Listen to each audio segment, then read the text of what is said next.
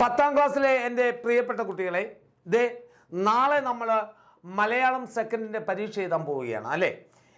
കഴിഞ്ഞ കുറേ വീഡിയോകളിലായിട്ട് ഞാൻ നിങ്ങൾക്ക് ഒരുപാട് കാര്യങ്ങൾ, ഉപന്യാസം എങ്ങനെ വരും, അല്ലെങ്കിൽ ഏതൊക്കെ ഉപന്യാസത്തിനാണ് സാധ്യത, കഥാപാത്ര നിരൂപണം ഏതൊക്കെ വരാം, ഏതിനാണ് സാധ്യത എന്നൊക്കെ പറഞ്ഞതാണ് അല്ലേ. ഈ വീഡിയോ നമുക്ക് ചർച്ച ചെയ്യുന്ന എന്താണെന്നറിയോ, ചില കഥാപാത്രങ്ങളെ നിങ്ങൾക്ക് പരിചയപ്പെടുത്തുകയാണ്. നിങ്ങൾ ഈ കഥാപാത്രം പഠിക്കുക എന്നതോടൊപ്പം തന്നെ ഏത് കഥാപാത്ര നിരൂപണം ചോദിച്ചാലും ഈ ഒരു ശൈലിയിൽ എഴുതിയാൽ മതി. മാത്രമല്ല, കഥാപാത്ര നിരൂപണം എഴുതുമ്പോൾ പ്രത്യേകം ശ്രദ്ധിക്കേണ്ടത് എഴുത്തുകാരനെ കുറിച്ചുള്ള സൂചന വേണം. ഒന്ന്, പിന്നെ കഥാപാത്രത്തിൻ്റെ വ്യക്തിത്വം അല്ലെ ഐഡൻറ്റിറ്റി ഉണ്ടാവണം. ആ കഥാപാത്രങ്ങൾക്ക് മറ്റേതെങ്കിലും കഥാപാത്രങ്ങളുമായുള്ള ബന്ധം, ആ കഥയിലെ മറ്റു കഥാപാത്രങ്ങളുമായുള്ള ബന്ധം എഴുതണം. ആ കഥാപാത്രത്തിൻ്റെ കൃത്യമായ വ്യക്തിത്വം എന്തൊക്കെയാണ് അദ്ദേഹം എന്നത് എഴുതണം. അതോടൊപ്പം തന്നെ ആ കഥാപാത്രം സമൂഹത്തിന് എന്തെങ്കിലും മെസ്സേജ് കൊടുക്കുന്നുണ്ടെങ്കിൽ അല്ലേ. ഇപ്പം നമുക്ക് ഇവിടെ പഠിക്കാനുള്ള കോരൻ എന്ന കഥാപാത്രം എന്താണ്, അധ്വാന വർഗത്തിൻ്റെ പ്രതിനിധിയാണ്. എന്നും കഷ്ടപ്പാടുകളും ദുരിതങ്ങളും മാത്രം അനുഭവിക്കുന്ന കർഷകരുടെ പ്രതിനിധിയാണ് കോരൻ. ഇങ്ങനെ ഒരു അവസാനിപ്പിക്കലും, ഇങ്ങനെയാണ് ഒരു കഥാപാത്ര നിരൂപണം എഴുതേണ്ടത്. അപ്പം നമുക്ക് കോരൻ എന്ന കഥാപാത്രം എഴുതുമ്പോൾ എന്തെല്ലാം ശ്രദ്ധിക്കണം, അതാണ് നമ്മൾ ഇന്ന് ഇവിടെ ചർച്ച ചെയ്യാൻ പോകുന്നത്. കോരൻ എന്ന കഥാപാത്രം നമുക്കറിയാം, പ്ലാവിലക്കഞ്ഞിയിലെ കഥാപാത്രമാണ്. തകഴി ശിവശങ്കരപിള്ളയുടെ രണ്ടിടങ്ങഴി എന്ന് പറയുന്ന ചെറു നോവലിലെ ഒരു ഭാഗമായ പ്ലാവിലക്കഞ്ഞിയിലെ കഥാപാത്രമാണ്. അപ്പോൾ നമുക്ക് കോരൻ എന്ന കഥാപാത്രം എഴുതുമ്പോൾ എങ്ങനെയാണ് അത് എഴുതാൻ സാധിക്കുക, നമുക്കൊന്ന് നോക്കിയാലോ മക്കളെ. ഓക്കെ, നോക്കൂ നിങ്ങൾ. കുട്ടനാടൻ കർഷകരുടെ ജീവിത പ്രശ്നങ്ങൾ അനാവരണം ചെയ്യുന്ന തുറന്നു ചെയ്യുന്ന തകഴിയുടെ രണ്ടിടങ്ങഴി എന്ന നോവലിലെ ഒരു മിഴവുറ്റ കഥാപാത്രമാണ് കോരൻ. കണ്ടോ എഴുത്തുകാരനെ കുറിച്ചുള്ള സൂചനയായി കഥാപാത്രത്തെ നമ്മൾ ഇൻട്രൊഡ്യൂസ് ചെയ്തു, കോരൻ.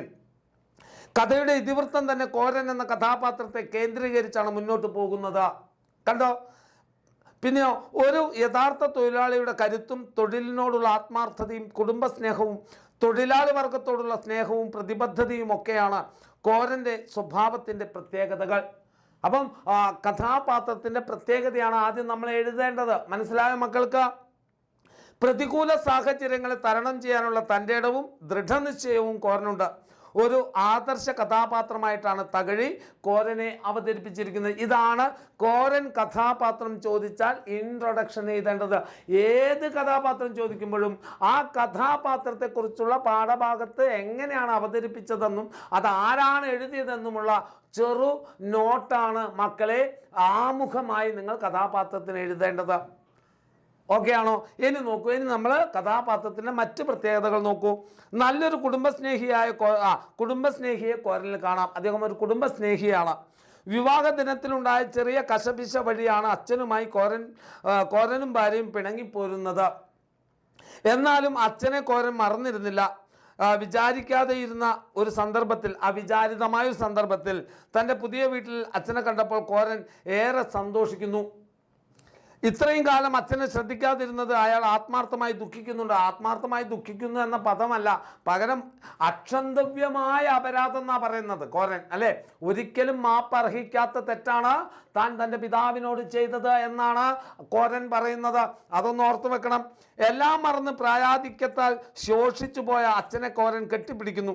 മാത്രമല്ല, അച്ഛന് ഒരു നേരമെങ്കിലും ചോറ് കൊടുക്കണമെന്നുള്ള തൻ്റെ ഏറ്റവും വലിയ ആഗ്രഹത്തെ നിറവേറ്റുകയും ചെയ്യുന്നു. ആ കഥാപാത്രത്തിന് മറ്റു കഥാപാത്രങ്ങളുള്ള ബന്ധം കണ്ടോ മക്കളെ, എങ്ങനെയാണ് കണക്ട് ചെയ്തിരിക്കുന്നതെന്ന്. അത് ഏത് കഥാപാത്ര നിരൂപണം വന്നാലും എൻ്റെ കുഞ്ഞുമക്കൾ അതിനെ കണക്ട് ചെയ്ത് എഴുതാനുള്ള ഒരു രീതി പഠിച്ചു വെക്കണം എന്നുള്ളത് ഓർത്ത് വെക്കുക. സ്നേഹക്കൂടുതലുള്ള ഒരു ഭർത്താവിനെ കോരനിൽ നമുക്ക് കാണാം. ചിരുതയും കോരനും ആകെയുള്ള കഞ്ഞി ഒരു ചട്ടിയിൽ അടുപ്പിൻ്റെ വെളിച്ചത്തിലിരുന്ന് കുടിക്കുന്നതും പുലർച്ചെ ജോലിക്ക് പോകുമ്പോൾ മോന്താനായി മാറ്റിവെച്ച കഞ്ഞിവെള്ളത്തിൽ പാതി ചിരുതയ്ക്ക് നൽകുന്നതുമൊക്കെ കോരനിലെ കാമുകനെയും ഭർത്താവിനെയും അദ്ദേഹത്തിൻ്റെ കരുതലിനെയുമാണ് കാണിക്കുന്നത്. ഇനിയോ, തികഞ്ഞ വിപ്ലവകാരിയാണ് കോരൻ. യജമാനനോട് കൂലി പണമായി വേണ്ട, നെല്ലായി മതി എന്ന് പറയാനുള്ള തൻ്റെ ഇടം കോരൻ കാണിക്കുന്നുണ്ട്. ഏന് നെല്ല് കൂലി മതി, ചക്രം വേണ്ട എന്ന് പറയാനുള്ള തൻ്റെ ഇടം കോരനുണ്ട്.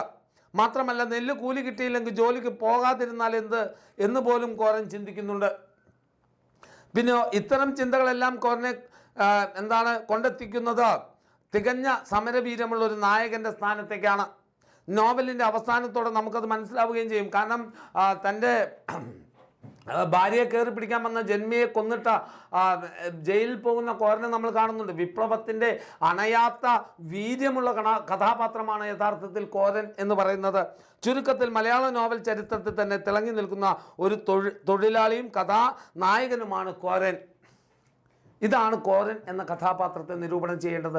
ക്ലിയർ ആണോ മക്കളെ? അപ്പോൾ കോരൻ ക്ലിയർ അല്ലേ? അപ്പോൾ നിങ്ങൾ കൺക്ലൂഷൻ പാർട്ടിൽ ഇത് എഴുതാൻ കിട്ടിയില്ലെങ്കിലും ഇന്നും ദാരിദ്ര്യവും കഷ്ടപ്പാടും അനുഭവിക്കുന്ന കർഷകരുടെ പ്രതിനിധിയാണ് കോരൻ എന്ന് എഴുതിയാലും മതി. അങ്ങനെ എഴുതുമ്പോഴും എന്താണ് ഉത്തരം ശരിയാണ്. അപ്പോൾ നിങ്ങൾ കഥാപാത്രം വരുമ്പോൾ ഓർത്തു വെക്കുക, എഴുത്തുകാരനെക്കുറിച്ചും കഥാപാത്രത്തിൻ്റെ കഥയിലെ സ്ഥാനത്തെക്കുറിച്ചുമുള്ള ഒരു സൂചനയാണ് ആമുഖം എഴുതേണ്ടത്.